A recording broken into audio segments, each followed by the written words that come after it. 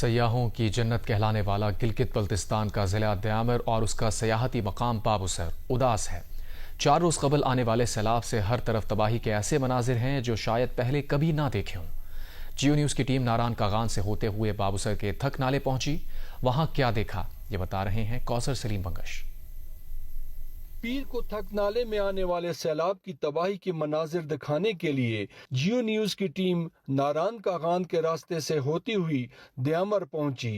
لوشی، لال پڑی اور تھک کے مقام پر تقریباً 8-9 کلومیٹر کا سفر کبھی پیدل اور کہیں موٹر سائیکل پر طے کیا۔ وہاں پہنچے تو ایسے محسوس ہوا جیسے سیلاب گزرنے کے بعد ہر طرف تباہی ہی تباہی ہے۔ جیو کی ٹیم نے لوش سے لے کر تھک پریکا تک تقریباً 8 سے 9 کلومیٹر اس پوری وادی کا پیدل سفر کیا اور یہ دیکھ کر ہمیں بہت حیرانی ہوئی۔ پہلی دفعہ یہ دیکھا گیا ہے کہ ایک بہت بڑی تباہی اس پوری وادی میں سیلاب سے ہوئی ہے۔ یوں لگا جیسے چٹانیں سڑکوں پر آ گئی ہوں۔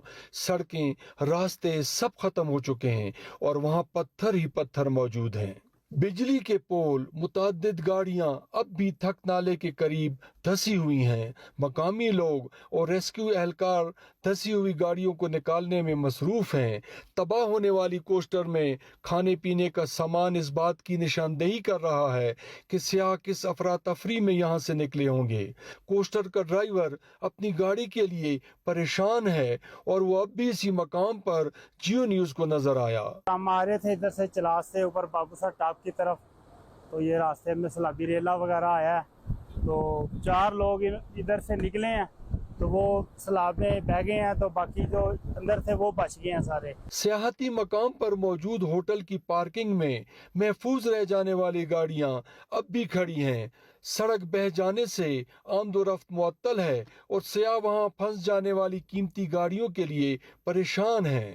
کچھ عینی شاہدین سے جیو نیوز کی بات چیت ہوئی تو انہوں نے بتایا کہ سیلاب کی نظر ہونے والے سیاحتی مقام پر عموماً زیادہ رش رہتا تھا۔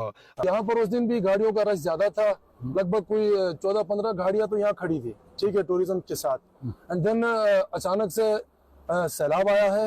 اب جب وہاں سے لینڈ سلائڈنگ ہو رہی ہے تو وہ انجوائے کر رہے ہیں، وہ ویڈیو بنانے میں مشغول ہیں۔ ان کو یہ پتہ نہیں ہے کہ یہاں سے ابھی ہم جا سکتے ہیں۔ ایسا بھی کہہ رہے ہیں کہ لوگوں نے یہاں پہ ان کو آواز بھی دی ہے کہ بھائی آپ وہاں سے نکلیں، انہوں نے کہا بھائی کچھ نہیں، وہ گاڑی میں بیٹھے رہے۔ اب جب لاسٹ میں ان کے اوپر گاڑی جب ان کی گھسٹنے لگی ہے تو لوگ وہاں سے نیچے اترے، بھاگنے لگے۔ پورے تھک نالے میں واٹر سکیمز بہہ جانے سے پینے کا پانی ناپید ہو چکا ہے، بجلی معطل ہے اور کمیونیکیشن کا نظام درہم برہم ہو چکا ہے۔ سیاحوں کی جنت کہلانے والا یہ بابوسر اداس ہے، ویران ہے اور حکومت کی جانب سے کسی بڑی امدادی آپریشن کا منتظر ہے۔ ساتھی رپورٹر محمد علی اور کیمرامین عدنان علی کے ساتھ کوثر سلیم بنگش، جیو نیوز، دیامر، تھک نالہ۔